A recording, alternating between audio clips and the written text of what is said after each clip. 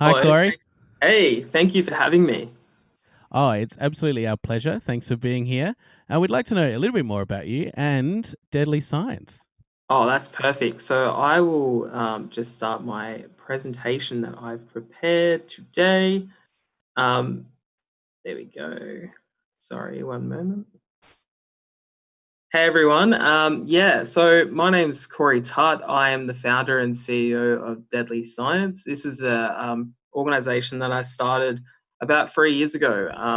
I was working at the University of Sydney as an animal technician, and being Aboriginal and Indigenous, I never really came across many other Aboriginal people in science and research and STEM, and I just, it always was always bizarre for me because First Nations people in Australia are the first scientists. We used astronomy to collect emu eggs. We had the world's first fish traps. We had bush medicines that were really great. We had a whole culture built around science. And the notion that our people were hunter and gatherers was we were taught this at school, but it wasn't really true. And we're finding this all out now. There's books like Dark Emu, Australia's First Naturalist, which are changing the way that we see Aboriginal and First Nations people around the world. Um, and it's taken us a little bit to get there, but we're getting there. So as a kid, I didn't have the best upbringing. I sort of moved around a lot, and my interest in science grew with finding animals and finding reptiles. So I was kind of that kid that was always in the paddocks picking up lizards, snakes, spiders, whatever I could find, and I never really grew out of that. And I sort of had some traumatic experiences as a kid, and I found comfort in finding animals and learning about them. My first book was Reptiles in Colour by Harold Cogger, and it was written 3 years before I was born. It was from 1989, and I still remember the page about eastern water dragons, and they can hold their breath underwater for an hour. It's pretty cool. So, how did I start this thing called Deadly Science? Well, as I said, I was working at the university, and I started volunteering with a program called AIM, which is Australian Indigenous Mentoring Experience. And I would go to their career days, and I would see, and this organisation works with First Nations kids across Australia and mentors them. But they have these career days, and I found these career days to be really interesting because there would be army, there would be art, there would be sport, the NRL, the AFL, and they're all great things, but there was no science. And science can mean different things, as we all know. STEM is such a wide, like it's an industry now. Like and it's not as clear cut. So science has this perception of being all lab coats and really smart people, and it's often sold to us as an unattainable sort of dream. And part of when I would do these talks at these program days was one to destigmatize science as not being lab coats, labs, and that science can mean many different things, and you can't be what you can't see. And by allowing kids to see what they can be and seeing themselves in that picture, then you decolonize science, so to speak. Um, so I started this thing called Deadly Science, and I would basically do these science talks on an iPhone, and we'd talk about the space station, how do astronauts get up there, how do they get oxygen, how do they get food, what happens, how do they get back, and then we'll talk about glow in the dark mice. Why do we need glow in the dark mice? Well, glow in the dark mice are used for medical research, and we edit their DNA by using green fluorescent protein, which helps us detect cancers. Or, why does a tiger have stripes? Well, it's also an insect repellent. And it also appears, makes the tiger appear slower than what it actually is, so it can sneak up on its prey. But we learn about those things, and these were so engaged. Like the kids were so engaged in these talks, and we were learning together. And it actually spurred me, being someone that has a main interest in animals, to go and learn about space and medicine. And it spurred me to study so I could have new material to bring them in the next week. And, you know, I after a couple of years of doing this, I kind of thought about it and I was like, I've got to do more. As a person in this space, I really felt like I could offer something, and I googled most remote schools in Australia, and I sort of started having a yarn with them. And when we say yarn in Aboriginal slang, it means having a chat, you know. And I rang them up, and I found out there was schools in Australia with only 15 books in the whole school, and they were just completely under resourced. And the gap between education and, you know, just having access to the most basic rights, educational rights, was really, the gap was just so far between the city and the bush. And I packed up every single book I owned, especially the Reptiles in Colour book, the book that inspired me as a little kid, and I sent it off to schools. And that one school has now turned into 102 schools that we work with across Australia. Um, so this is a little bit of an idea of what Deadly Science is, but we've been supplying books to remote schools and resources. And, you know, for you at home, we all have this sort of moment, which I call them spark moments, where for me it was reptiles, but, you know, you have a video game where you turn it on, for example, and, you know, I want to be a gamer, or I want to be a designer or a game tester, or you know, I want to be a doctor, or I want to be a fireman. And you have those moments, and you get those from books, and you get those from things you see. And if you can't see yourself being those things, then it makes it really hard to be, you know, to find, you know, your interests. So Deadly Science is about opening those doors and allowing kids to see what they can be. So, deadly science, you're not gonna die, don't worry.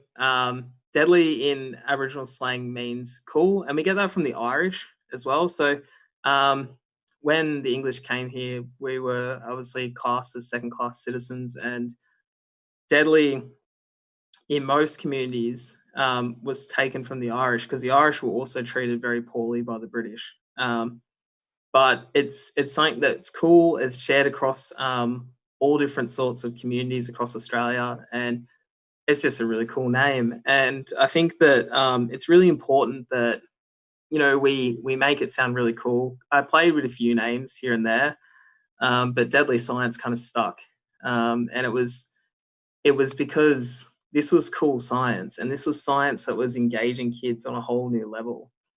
And you know, I'm a really stubborn person. I'm someone that, you know, often when I was starting this program out, there was a lot of doors that were shut on me. There was a lot of people that said, "This will never work. You know, you're wasting your money. Why are you sending books? You know, or why are you wasting your Friday afternoon talking to kids that aren't going to do science?" And it wasn't really about the science. It was merely about allowing kids to be what they can't see and opening those doors up. So every door that's shut, the harder I tried. And that was what I sort of did. And eventually, what happens is when you have so many doors shut on you, you either do one thing, you give up, or you try even harder. And I chose to try even harder. So I took up a second job. So I was working my 38-hour week at the uni and working a second job at a pet hotel at night, and that was fundraising for most of the books. And, you know, there was a time where I got stress fractures in my foot because I was working that much and carrying kilos and kilos of books to the post office, to send them off. And, you know, it sounds crazy, but to really make change, you have to open some of those doors that have closed. And how you do that is by being a bit brave sometimes. So let's go into it. So that's me, and that's that selfless promotion, with my Deadly Science cap. It's a little bit like Donald Trump, but not. We're not making science great again. It always was great. It's Deadly Science, and you know, this was something that we did as like in the beginning. It was, you know, you go to a post office too much when they know your birthday and they know your middle name, and they refer to you as, you know, they say happy birthday, Corey, or they give you a birthday card. So where I live, I go to about 4 different post offices because it was really embarrassing. So I'd go to a new one each day. And in these packs, we have kilos and kilos of books, and their books are designed to spark the mind. They're animal books, they're science books, they're space, you name it. So we don't just send books, we do Skype sessions as well. In my spare time, I do Skype sessions with schools. And this particular photo in the left-hand corner here is our little field trip to Taronga Zoo. And this was really interesting. So I used some overtime and I got the kids from Jill Dominion down to Sydney. And just to give you guys an idea at home, these kids had never seen the ocean before. Never seen the ocean before. They'd never seen a tiger. They'd never been to the zoo. But in this little enclosure that we're looking at, which is the backyard to bush section of Taronga Zoo, we were looking at shinglebacks, and they're a monogamous lizard, which is really rare for the reptile world. And their head is like their tail, and they're almost like the camel of the reptile world because in their tail they store all their fat and water, and they can survive without food for 3 months. And they're a really cool lizard. So all reptiles have this thing called a partial eye, which is like a third eye, and it allows them to see in color. And these kids know all this stuff because they know it because they've been exposed to it. And their only complaints were stairs because in Catherine, where they're from, they don't have stairs. It's all flat.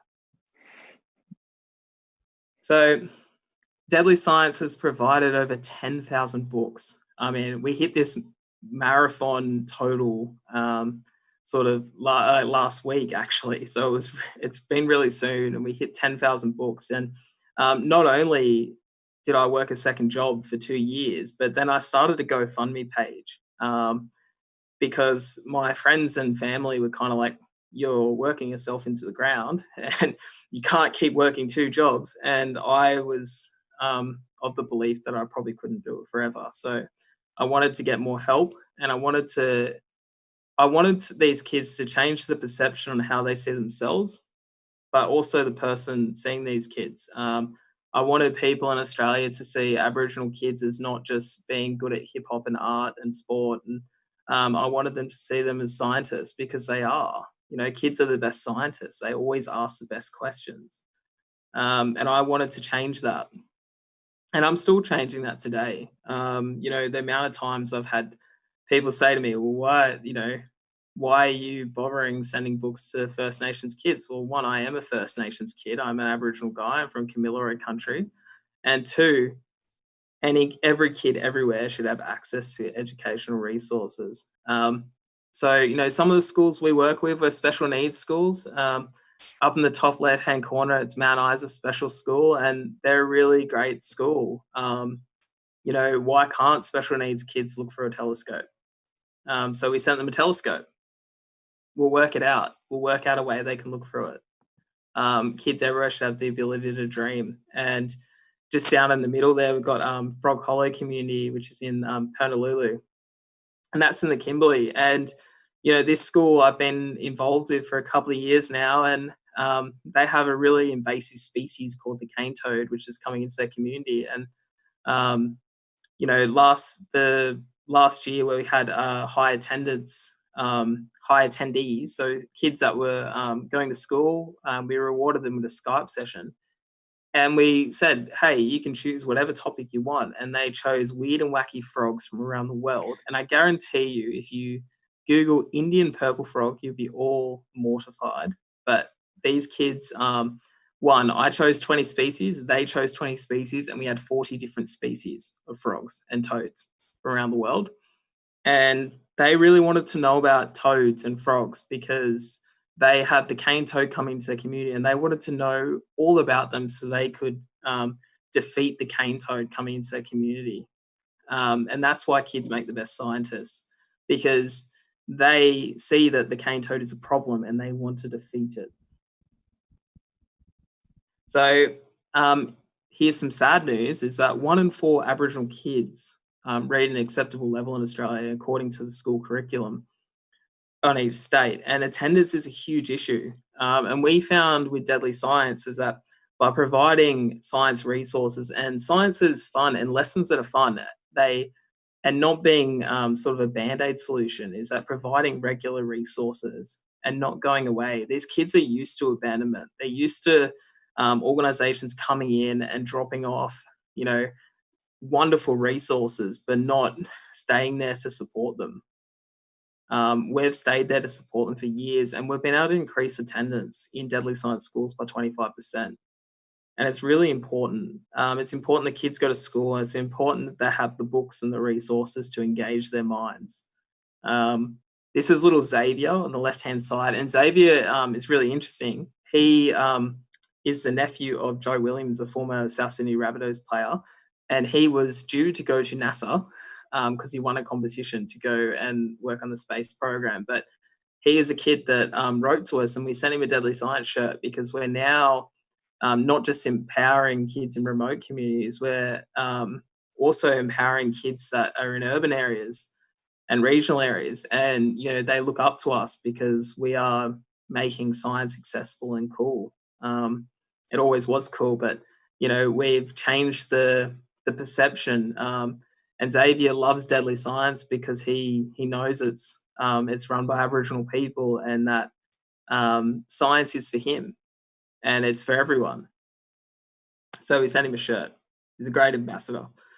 So, you know, Deadly Science, we don't just work with school kids, we also work with kids that have fallen out of the school system. You know, if I can, sometimes we don't, our puzzle piece doesn't fit the puzzle that society wants us to fit, or the education wants us to fit. And there'll be people at home that feel like that. And I was like that. But it doesn't mean we should give up on these young people, because they all have their own talents and unique abilities. And we've been able to put greenhouses in community. And just to give you an idea at home, how much food costs in Aboriginal communities is that, you know, for a single piece of lettuce that's half wintered, so half sort of gone, it costs up to $22 or even $23. And, you know, if not more, and it's not fresh. And so it's so ridiculous that the point is that sugar, a Mars bar will cost $1, but a tomato will cost $5. So you're always going to choose the Mars bar.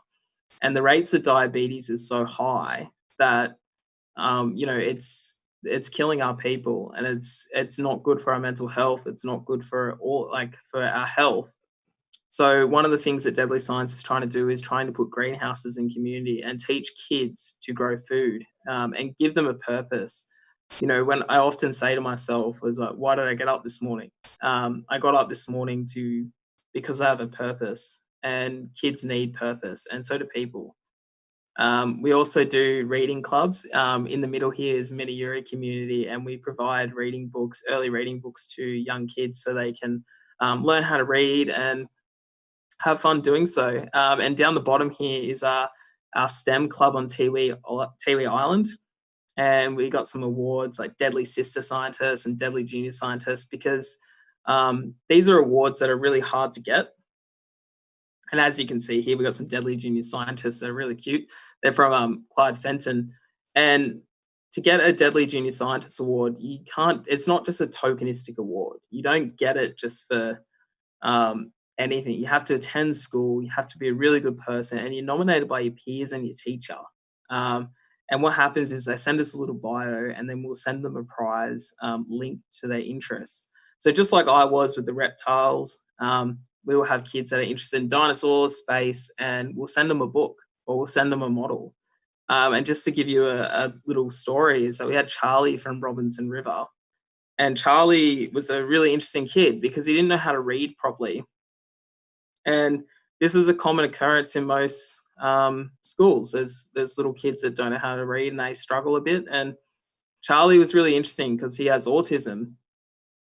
And he found school really hard, but he won a Deadly Junior Scientist Award, and that was enough to give him enough confidence to try really hard at school and go to school. And we sent him a dinosaur book, which he loved. And then I sent him a dinosaur model, and he put it together in 15 minutes, unassisted. And just to show you how hard this was, I tried to do the dinosaur model, and it was one of these big sort of ones where you put the bones together, and I struggled. I don't think I even finished it. And this kid was able to put it together in 15 minutes with no instructions. So often we judge books by their cover, and not what's on the inside. We've provided 300 telescopes to remote communities, and that's now 300 pairs of eyes that are looking at the stars that previously, probably wouldn't have happened.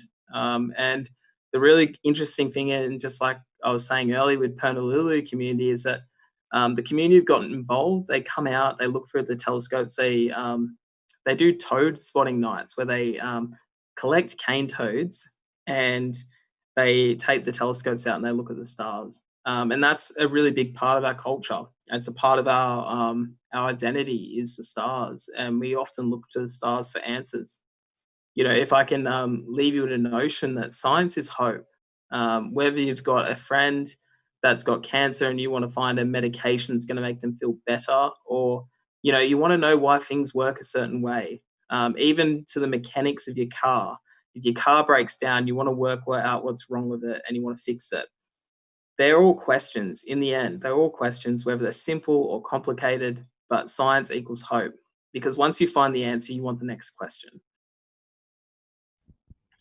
Again, sorry? I just thank you so much. That's amazing. Yeah. There's so Thank much you for great having me. stuff there. And you touched on some of the individual stories of the participants in Deadly Science. Are there any other stories from participants that come to mind? Yeah, definitely. In Aboriginal communities, we have a lot of suicides and we have a lot of death and a lot of bad things that happen. And we've had a number of kids that have had parents sent into the jail system, and they've come out the other side. Just last night, I was sent a video from a kid in boarding school who said, "I want to be a deadly science man." Um, and that made me feel really proud because I know for a fact that that kid wouldn't have believed that or seen himself in that way. You know, 2 years ago, before Deadly Science even became a thing, he probably would have been like, if this had happened a couple of years ago and he didn't have these resources, he probably wouldn't have thought science was for him.